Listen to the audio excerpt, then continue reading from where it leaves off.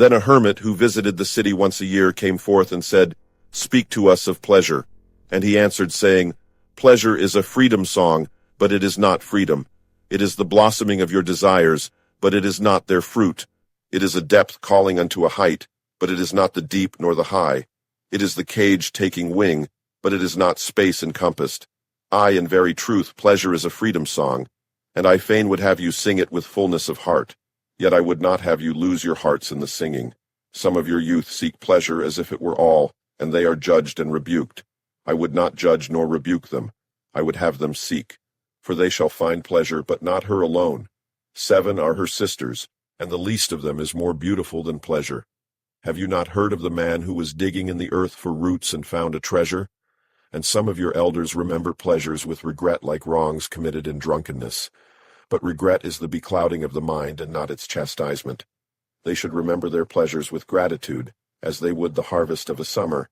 Yet if it comforts them to regret, let them be comforted. And there art among you those who are neither young to seek, nor old to remember. And in their fear of seeking and remembering they shun all pleasures, lest they neglect the Spirit or offend against it. But even in their foregoing is their pleasure. And thus they too find a treasure, though they dig for roots with quivering hands. But tell me, who is he that can offend the Spirit? Shall the nightingale offend the stillness of the night, or the firefly the stars? And shall your flame or your smoke burden the wind? Think you the Spirit is a still pool which you can trouble with a staff? Oftentimes in denying yourself pleasure you do but store the desire in the recesses of your being. Who knows but that which seems omitted today waits for tomorrow? Even your body knows its heritage and its rightful need and will not be deceived. And your body is the harp of your soul, and it is yours to bring forth sweet music from it or confuse sounds. And now you ask in your heart, how shall we distinguish that which is good in pleasure from that which is not good? Go to your fields and your gardens, and you shall learn that it is the pleasure of the bee to gather honey of the flower, but it is also the pleasure of the flower to yield its honey to the bee.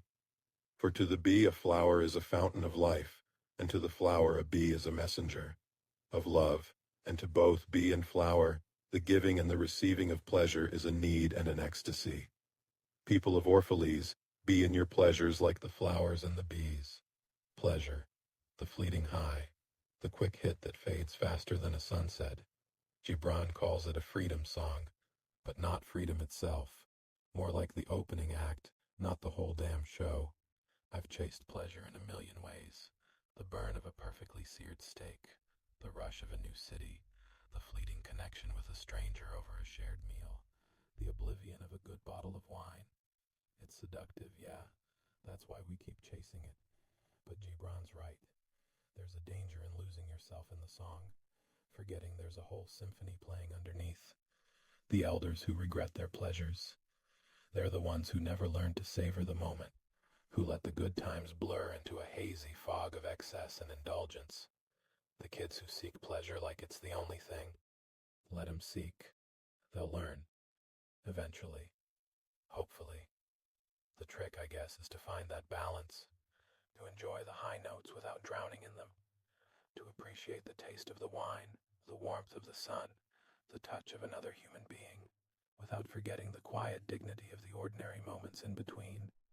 To be like the bees and the flowers, taking and giving, a mutual exchange of ecstasy.